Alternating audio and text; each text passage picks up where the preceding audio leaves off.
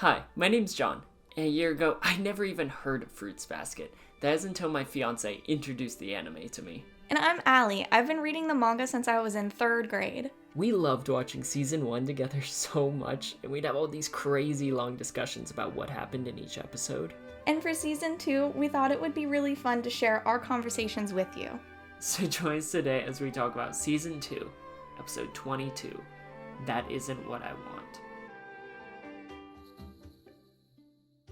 So if you're a returning listener, then welcome back. If you're a new listener, then we're happy to have you on this week's episode of our Fruits Basket podcast.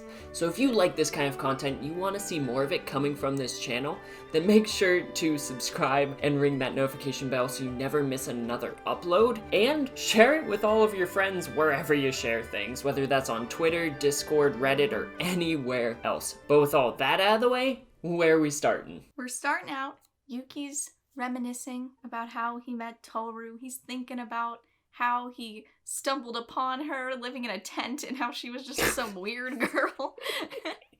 And I think this is so funny. I mean, just imagine if this was reality and you walked a couple yards away from your house, essentially. You just found someone you never have really talked to, just in a tent, just chillaxing. That'd be so strange. I would feel uncomfortable. I would react exactly how Shigure did. We're just like, yo, what is this? What is going on? But no, I respect Tohru. I respect the hustle. She was trying to get it done on her own. And Yuki took this opportunity to make a mom. Yeah, he was like, listen, I'm feeling a little bit rebellious right now. I'm going through my rebellious phase. Just started going to a new school that my mom doesn't like. So, I'm really trying to, get a replacement. Do you want to, live with me? You want to be my mom or no? I would like an application. Thank you. But I am so happy that you now know about the Yuki mom zone thing, because as beautiful it is in the story, and I'm not knocking it, I am not making fun of it in that way, but it's just so fun to meme on things, and I know a lot of manga readers on Twitter have been, and just in the Fruits Basket community in general, a lot of manga readers have kind of memed on this moment for years.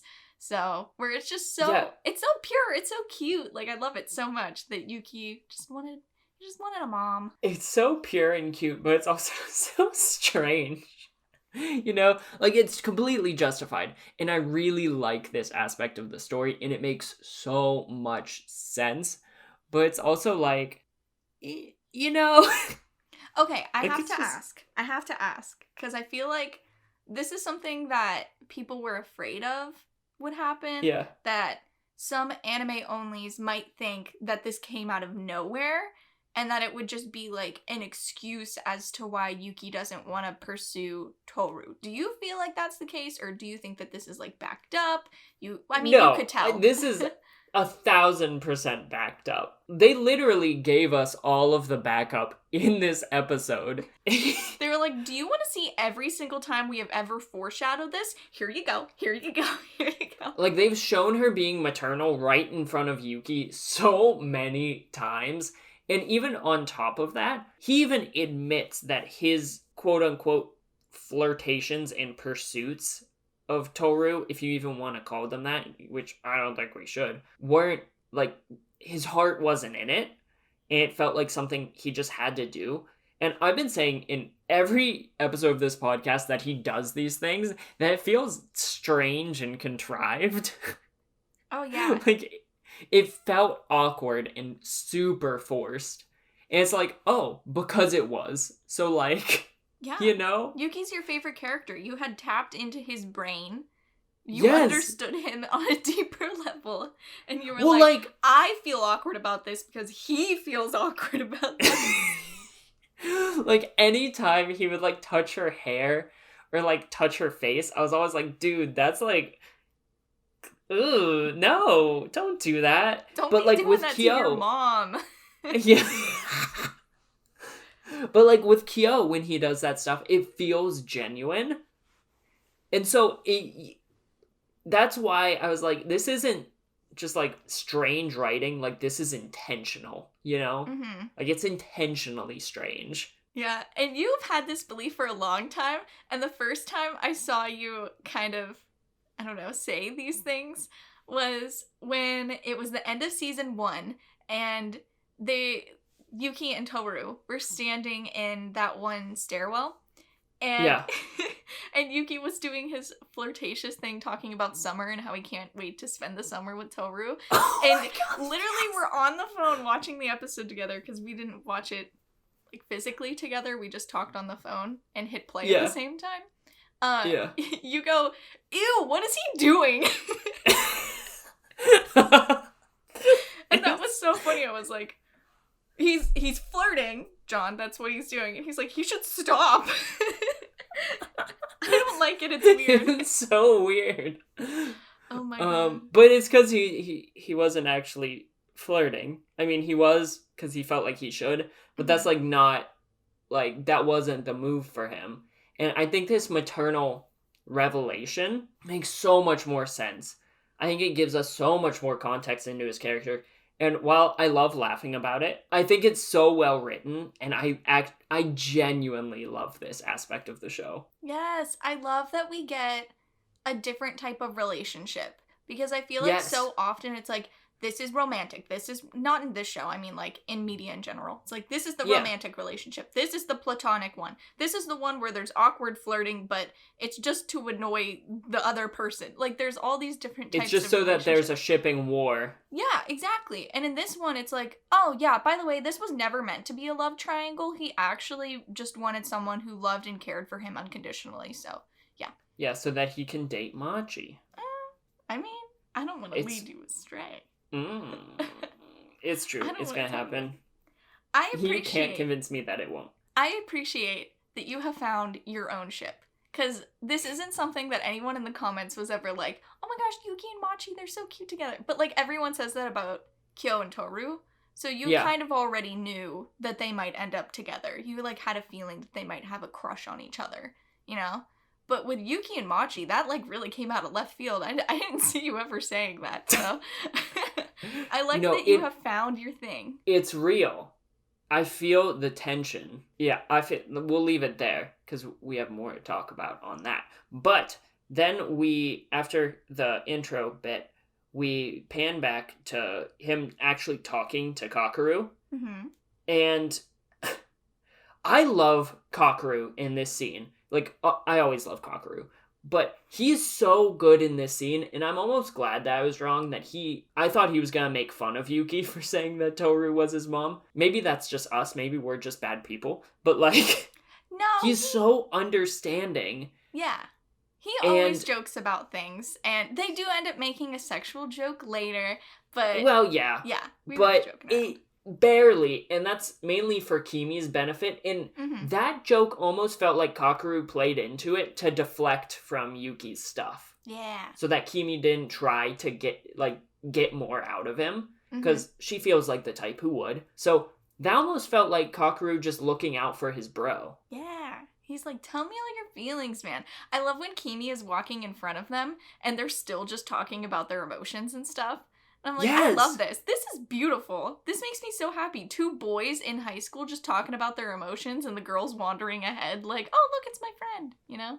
Yeah. There was even a callback when they were walking then to the first time they had that big, like, blowout fight when they first became friends. And they're in the exact same spot. And Kakeru said, you always look so serious, you know? Mm-hmm. And I loved that callback.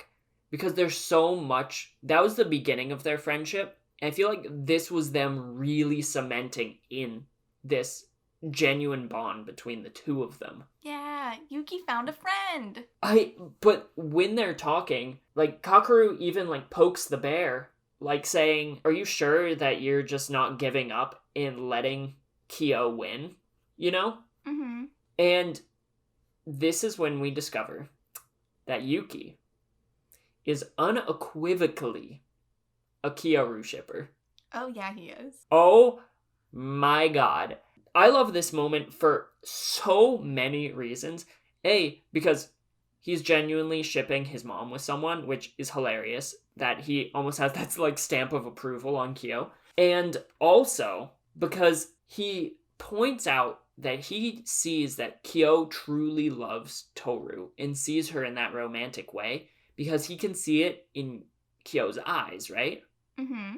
Which stood out to me because if he can see that in Kyo's eyes, that means he, just in terms of the eyes thing, he notices the love because all Kyo looks at him with are eyes of disdain. So he can distinctly see the difference in how Kyo looks at him versus how he looks at Tohru. Yeah, and he knows it's love, which is so interesting. Yeah. And my favorite part about Yuki is there's a period of time where he's just trying to figure out what love is. And it is so cute that he's looking at Kagura and he's like, okay, so she feels it with Kyo. And then it's like, okay, and then there's Hatsuharu and Rin, and they get it. Like, they kiss. Oh my gosh. What are they doing? Yeah. And it's just this whole period of time where he keeps talking and bumping into people who are in love. And he's like, so this is what it is? Okay, I'm getting an idea. And I love that. I love the little Yuki tour of talking to people who are in love. That part, it's like in the middle of season 2. We've already passed it. I love that part. Where he's just trying to figure it out. Yeah. But oh no, it's so well done. Yeah. Some other little notes. We finally figure out what he put a lid on, and that was him realizing that Tohru was his mom figure in his life, because he was embarrassed when he realized that he viewed her that way, and he didn't know what to do about it. I love that they pointed that out, because that would be so embarrassing, you know? Oh, yeah. And he realized this all the night when she ran after Kyo, because she looked like a woman who was running after Kyo. So it was just a different way of looking at her. And another little thing I have to call out is the daisies. Because, oh my goodness, flower symbolism time with Allie. Ooh. There are so many daisies. Every single time Yuki's thinking about Tohru and there's a flower, it's a daisy. So when she's putting the blanket on the kiddos and then that ends up being Yuki in his mind, where he's thinking about like that motherly love. And then later when he's holding her hand, or just anytime that it's her with flowers, it's always daisies. So, first of all, I love that he associates her with daisies and not with sunflowers, because it's just such a different thing than you would expect. And I looked up what daisies mean, and they symbolize beauty, innocence, peace, hope, and most importantly, faith, which is something that Yuki talked a lot about with Kakeru. And that hope that she gave him when he ended up leading her back to her mom, and the whole situation with the hat, that gave him so much hope, and he didn't latch on to it. It didn't keep with him for a while, because he fell back into the darkness of Akito and staying at the estate. But he's saying now that he doesn't want to let go of that hope again. He wants to use it to find his own goal, and he's gonna do it. He's gonna keep the hope that Tohru gave him. He's gonna keep the daisies. Which, in his situation, it makes a lot of sense. But just in general, like, that striving to find that purpose in life is so characteristic of this coming of age kind of idea with Yuki. Because that's essentially when people start trying to find that purpose. Like, where do they lie? What is their role? We've talked about Erik Erikson's psychosocial development theories. I feel like probably too much.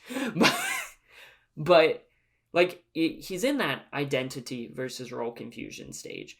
And so him actively wanting to take this step towards finding out who he is and finding his identity as an individual, it's so good to see, because when we meet him, he's so lost. I feel like he was almost trying to keep his head above water and barely succeeding. But now he's finding his niche and he's moving towards that. And with the support of Tohru, his brother, the student council, like, it's so... The change in Yuki from episode 1 to now is, like, crazy. Oh yeah, we love character development in this household. Oh, we adore character development in this household. Something that I really like that Yuki said was Kakeru had asked him if he was just giving up because he couldn't beat Kyo. Like, it was the other guy, and that's why he wasn't going after Tohru anymore. And Yuki said that he wasn't interested in trying to beat Kyo. And I don't know, just that sentence was so striking because that's literally what Kyo's purpose was in season 1, was beating Yuki. And Yuki's like, that's not what I'm into here. Wait, does that mean that Kyo wins? I mean, okay, to be fair. Like, what does... Okay, this is my big... this is my big thing.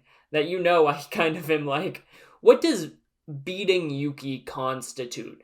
Akito very much left that up to interpretation. Yeah, maybe they did that on purpose. Well, I imagine so. I doubt Takaya was just like, I don't know what I want him to beat him in, so I won't write that part. I'll have this amazing, like, layered story, but I don't care to to figure that one out. I doubt that's the case. Okay, so after all of the Kakeru Yuki stuff, we go back to the Soma household, and Tohru's showing Shigure the script. Yep. Oh, I love the scene. This whole interaction just made me so happy for Tohru and Kyo's marriage. Oh my god. For anyone, if this is your first time listening to our podcast, my headcanon is that they're already married. So. Okay, not actually. You just really ship them. It's like the ship has sailed for you. But, oh my god, they're flirting, Your Honor. They're flirting. They are flirting. Oh my god. Kyo looks so happy in this scene. It makes me incredibly pleased. Like, the little smile he has, and when he's teasing her, and oh my gosh, when she looks away, he's like, do not tell Kazuma, and she will not look him in the eyes. It makes me so happy. Like, I don't know. And when he keeps like dodging the script from her, and she goes, gotcha, and gotcha. I don't know. My heart was so happy in that scene. And then my heart was even happier when Yuki catches them. Oh my god. And Kyo's broken. He's like, I don't even want this guy to know I feel any emotions, let alone that I have the capabilities to flirt. Like, oh god. Like, there was I'm sorry, I got the giggles. There was like an error message that popped up in Kyo's head in that moment. Because he was like, I kind of want to keep flirting, but rat. He's like, how come everyone always interrupts me? First that stupid dog, now this stupid rat. Kyo just can't flirt. He's not allowed. He gets interrupted by Shigure. He gets interrupted by the ocean. He gets interrupted by Yuki. Like, oh my god. Everyone keeps interrupting them, and that's how you know they're a good ship, because they aren't allowed to flirt. That is the sign of a good ship. I need more of it in my life. And so then the water's boiling, and Yuki tells Kyo about the hat. Oh yeah, and Kyo was not ready to hear about that. Nope. He is shooky like a cookie. Oh my god. And he gets super anxious about it. Mm-hmm. Like, he goes up to his room, and it looks like he's just like, he's freaking out, essentially. Mm-hmm. Right? Oh yeah, in his dark room. I assume that's implying that he's having very dark thoughts because he's just standing alone in the darkness looking at his hands. And it makes me so sad for two reasons. One, because, like, I feel bad that he's so shook by bringing up the hat, which I think it's in this moment in the episode that we see that he associates the hat with Kyoko. There's that little flash where he sees her, like, almost putting the hat on him, which he recognized to be his own, right?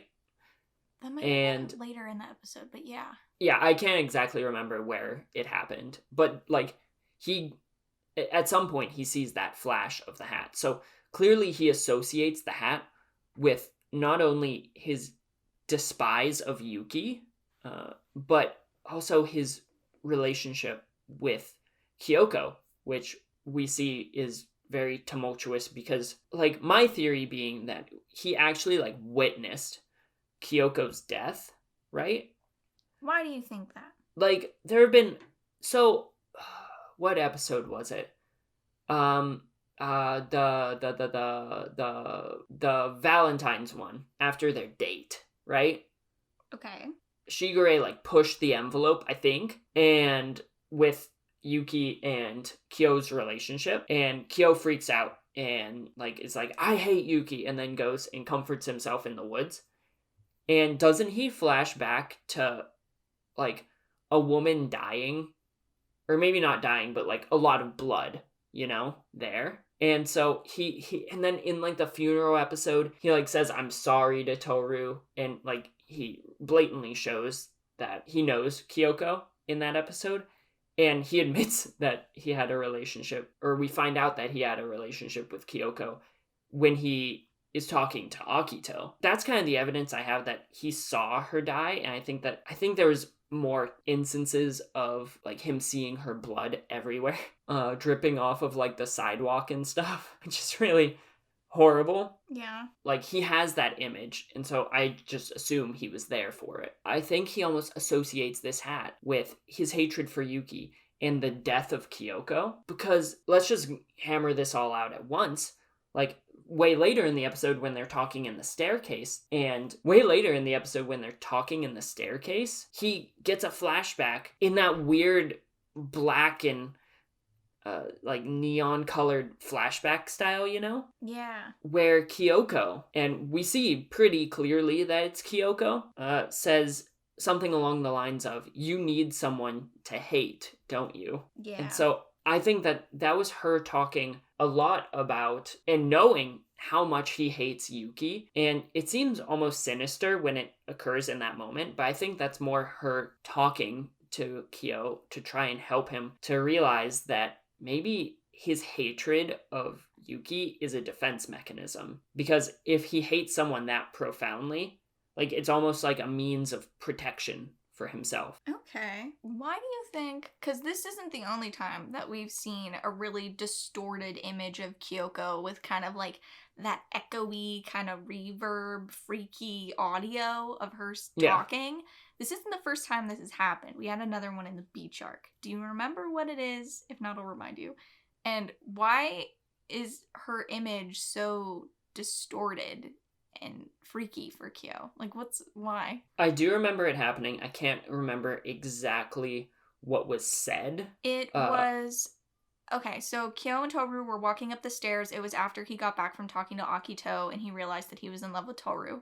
They're walking up the stairs and he is thinking about how he can't stay with her, and then because he'll be locked up, and Kyoko's image appears in his mind, and it's her kind of like laying down. She has short hair, so it must have been when Tohru and Kyo were in high school, because that's when she cut her hair.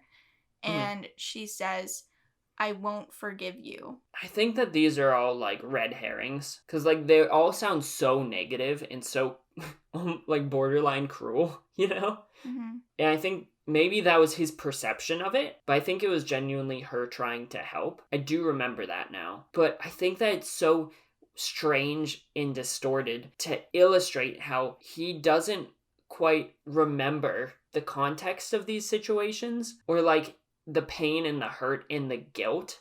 I feel like he feels responsible for her death. And so maybe all of these memories and all of these associations have been distorted by that pain and that sadness and that guilt, which has been even, like, further exacerbated as he's gotten closer to Tohru. Why would he feel responsible, though? I don't... Well, if he was there, like, you know, like, that idea that I should have done something kind of deal. But she was on the curb, you know, when she died.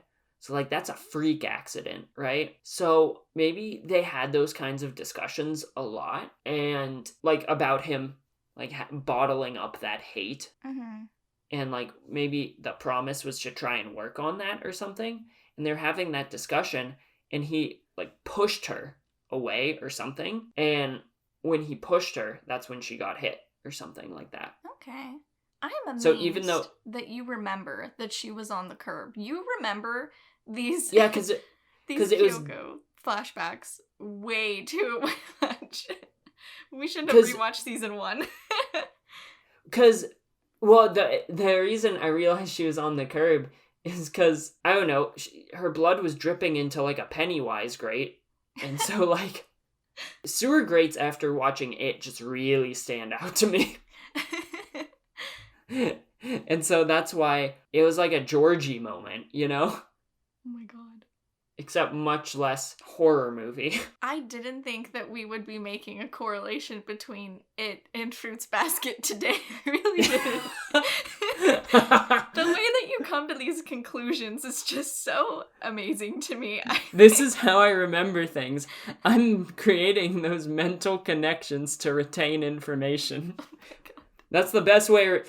Fun fact, that's the best way to actually learn something, is if you create those mental connections, because it strengthens the neural pathways. You just went from explaining the beginning of it to talking about how to memorize things, and this is taking a very interesting tangent. This is what you sign up for when you listen to our podcasts, I guess. But, okay. I like your theories. I appreciate how much brain energy you're putting into them, because, oh geez, I could feel your cogs turning from here. But everyone listening is like, wow, he's so wrong, but he's trying. He's trying really hard. No. You might have gotten something right. You might have been terribly, horribly wrong. I'm not telling you. Please don't tell him, anyone. No, please don't tell me. I low-key like being wrong. Because then it's like, oh, I was so off. And it's almost like exciting to see like where I was led astray. So don't tell me anything. If there's a spoiler tag it. Please, please, please. But, okay. Let's see. So, to get back on track. One thing that I do want to ask is, after Yuki had said the thing about the hat to Kyo, and Tohru shows up, and Kyo's like, I'm not eating dinner. Yuki had said, I don't know what'll happen if he doesn't get his act together soon. What does he mean? I know the hardest part of Fruits Basket is trying to decipher what the heck Yuki Soma is saying, but like... Maybe Yuki thinks that if he doesn't get his act together soon, that ensures he'll be locked up. But if he gets his act together, maybe there'll be a chance for him to escape that fate. Good theories, good theories. I'll take it. So that's kind of my idea. Because I assume Yuki knows about the fate of the cat, right? Probably. I think so. I would imagine. I don't like, if remember. people like Kazuma, like, I know it was Kazuma's grandpa, but, like, if Kazuma can know, then I imagine that the inner Zodiacs can know. Yeah, I feel like they do. I don't remember a specific time in which any of them had referenced it. Yeah. I don't think they had, but they probably do, because it is an entire room that is on the Soma estate, so I feel like they know it exists. But yeah. I think it stands to reason. But yeah, so that's my idea on that. And then he grabs her hand and he has the daisy bubbles and he's such a protective son and we stan. We stan a mother-son relationship. But then we get some more culture festival. Ooh. Ooh. And Tohru is not very good at being mean. She's not good at channeling the devil himself. I don't know what you're talking about. Those were tears of pure evil. I love how she's trying so hard to do well because Ayame came to help them get costumes. So other people are putting in a lot of effort and just blessing her with so many amazing things like costumes. And just her approach to this entire situation is so 180 from Yuki, who's like, Ayame, it's not a wedding. I'm not going to have that many costume changes. Ayame, stop. Ayame, I'm not going to reveal everything to you with my measurements. Please end this. Stop. Which, like, can we talk about, we've never discussed this, Ayame's theme, whenever he enters a room, is so baller. Oh no, it's great. Like, it's so good. because it fits him so well, but it also makes me like sit back in my chair a little bit and feel like cool for listening to it, you know? Oh my god. If Hatori were real, he'd slap you right now. Like, he would slap you for saying that. No, maybe he wouldn't be that aggressive, but he would just give you a look. You would get that Hatori scowl. No, but yeah, the music is really good. I'm sorry, that was really funny. But yeah. And then we see all of those shenanigans with Yuki and Ayame having their delightful brother-to-brother conversations, except now Yuki's classmates are involved and they're like, oh, they're brothers. That's... wow. Wow. And Ayame just always calling them his lost lambs. Yeah. I love him. I love him so much.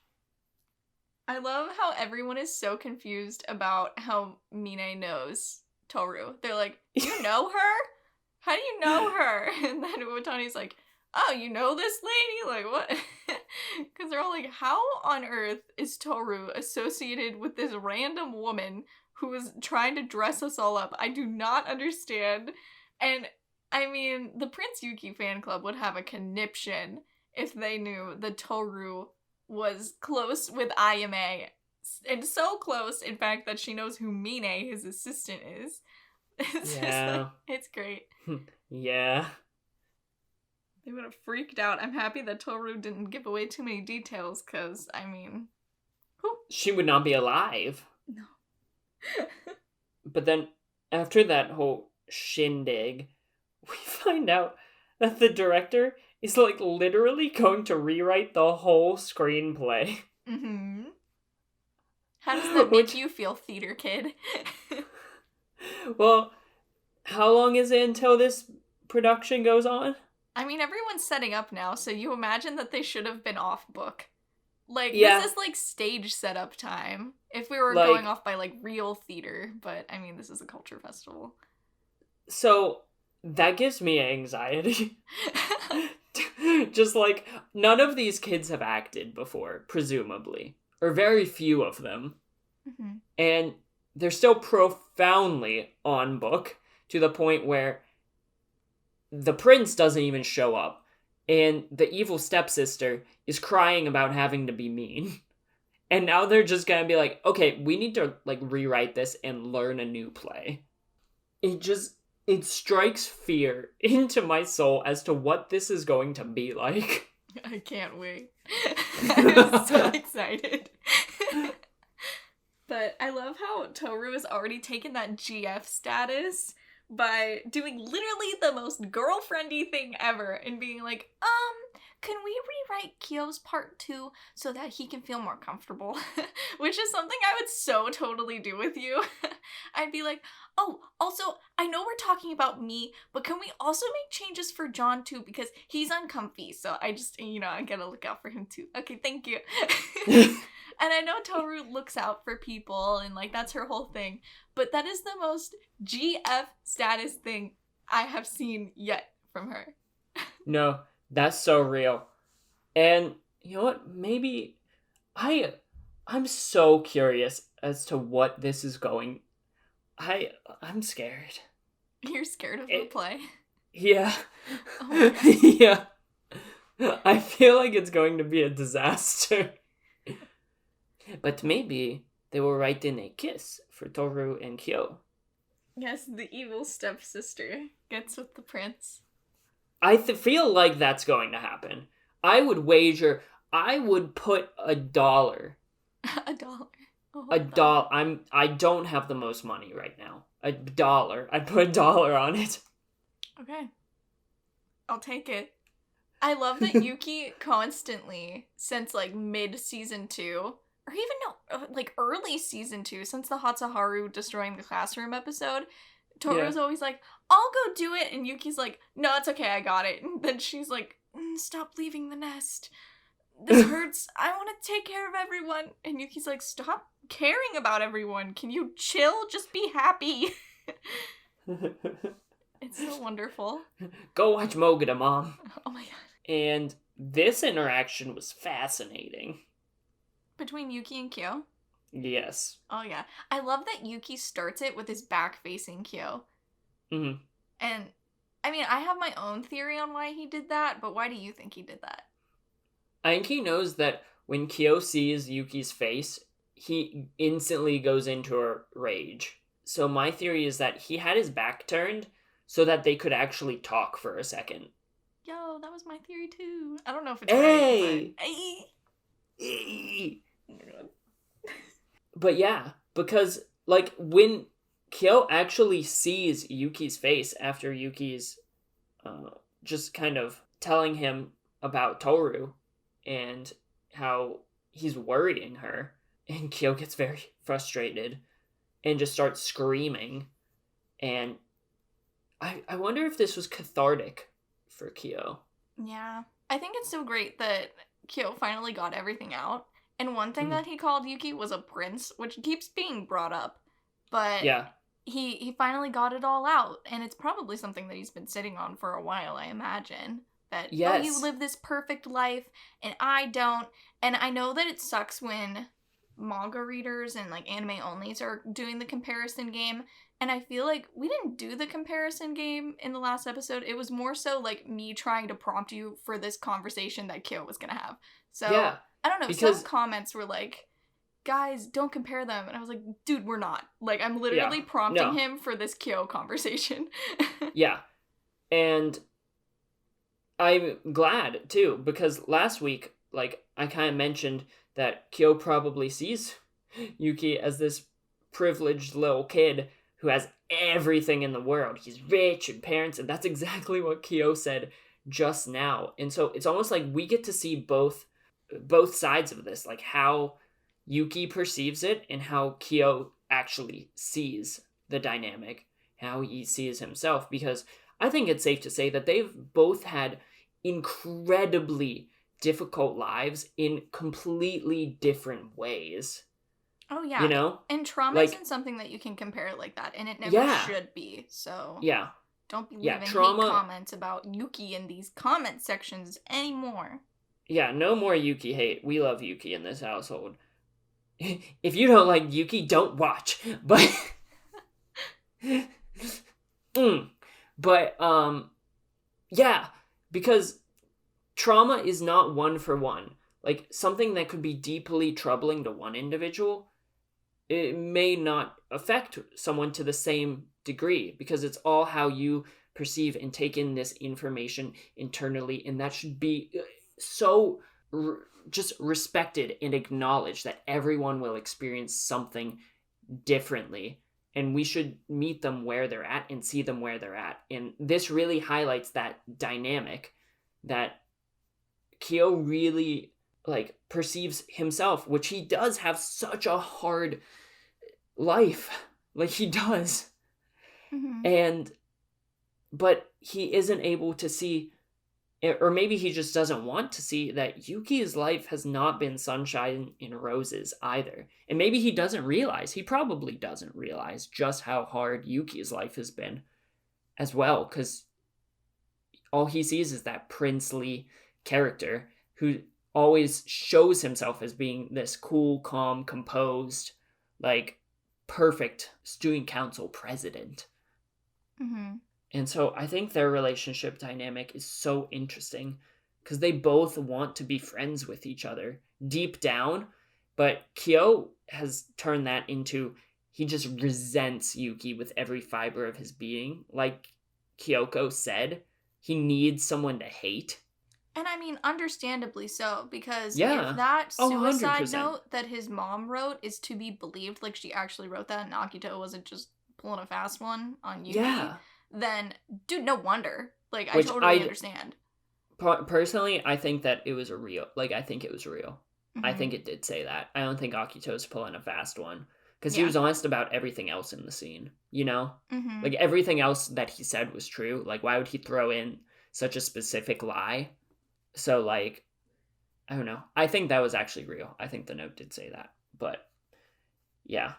But after that whole conversation, Kyo breaks the window, blood dripping down his hand, and he just kind of storms away after telling Yuki to go to hell. And the fact that Yuki was able to rebound from that so, like, in a moment, like, I don't know, that had me feeling some type of way, because he's probably just so used to it, it doesn't even faze him anymore. Yeah.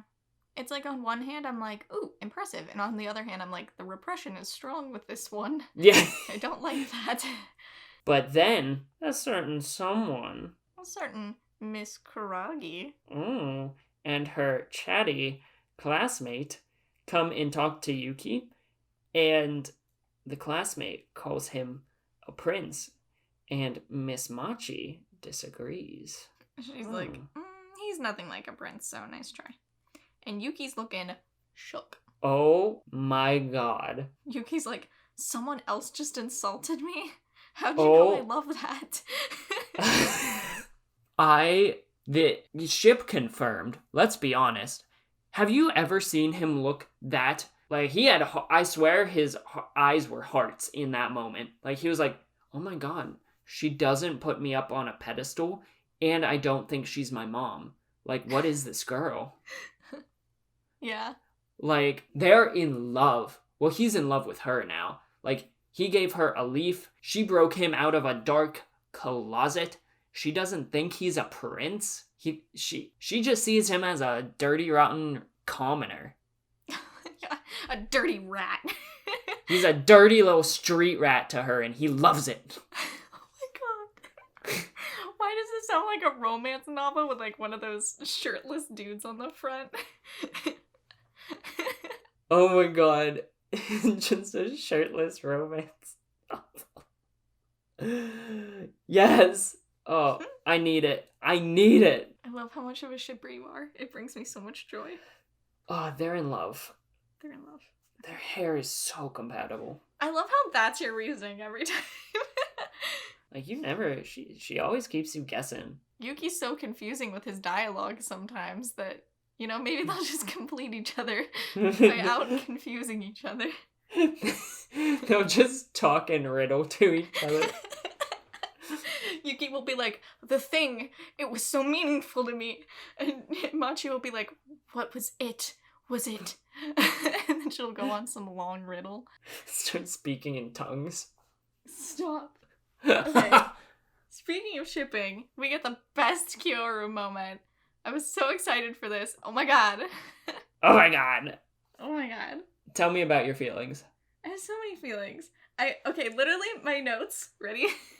Okay. The lean, the music, the slow motion, my shipper heart. Tohru, she blushed. That's what I wrote. Can I tell you what I wrote? What did you write? Because I have so much about Yuki and Machi, but then I wrote, Kyo agrees to do play after she waited alone. Oh my god, why do you like this? No, it was so cute though. Like, genuinely it was, but it's like expected now, you know? Disgusting. You get these Kyoru moments. You know how many have been cut? Only like 2. But like, some have been cut. You were gifted a blessing. No, it was really, really cute. And like, they blush so much more now. Oh yeah, Toru's not even... Oh. It's not even real until they blush. And they're constantly blush. Like, it's adorable. Like, really it is. And him saying, like, I wonder what she was thinking about as she waited here alone. He's like, was she thinking about us dating? Oh my god, that's real cute that you thought that. You really think that that's what he was thinking about? No, he was thinking of, in reality, he was worried that she was stewing alone. But, like, that's what I want him to be thinking. That is what my shipper heart says he should be thinking. That's what he should be thinking, but he knows whenever she's alone, that's when dark thoughts start coming into play. Yeah. So, no, that's why I actually think was happening. But my shipper heart says, he was like, was she just thinking about us being in love? Okay. But after Tohru's adorable blush, we get the next episode preview. Hey. Hey, and it's Momiji, and he's saying something like Cinderella. My boy. And so that tells me my fears are confirmed. It's just something like Cinderella. I mean, she's wearing a black dress. The script was rewritten. I feel like Hanajima's gonna make Cinderella like a tyrannical dictator or something. And like super evil, and then the prince will have to escape with the evil stepsister. Oh my god. And then they will kiss. Hanajima's only motivating factor the entire time is just getting food. If this is one of those shows where they literally don't ever let like the main ship kiss or like date, and like the show just ends with them being like, maybe we'll date in the future, I will literally sue Funimation. You'll sue Funimation. I will sue. I'll be so mad. I'm not telling you anything. Actually, no kissing ever happens. Actually, season 3 isn't even gonna... No. Season 3's not real. Season 3 actually all takes place during a dream. Season 3 exclusively follows Ritsu. Oh my god. We're just in a mood today. Okay. Oh my god. Take us home. I've got the giggles today. Take us home. Okay. But that'll do it for today's podcast, guys. And so if you have any questions for me about theories or ideas I have, make sure to leave those in the comment section down below. Just make sure if there are any spoilers, slap a spoiler tag on there. And if you have any ideas or thoughts or comments to Allie about the manga or anything spoilery, she always has a spoiler conversation. So make sure to look for that also. I'll make sure to pin it to the top of the comment section. And as always, if you like this video, make sure to hit the like button, subscribe, and why not even ring that notification bell so you never miss another upload, and why not even share this video wherever you like sharing things. And as always, we hope you have a fantastic rest of your day, a fantastic rest of your week, and why not even a fantastic rest of your month. And we will see you in the next video. Later. See ya.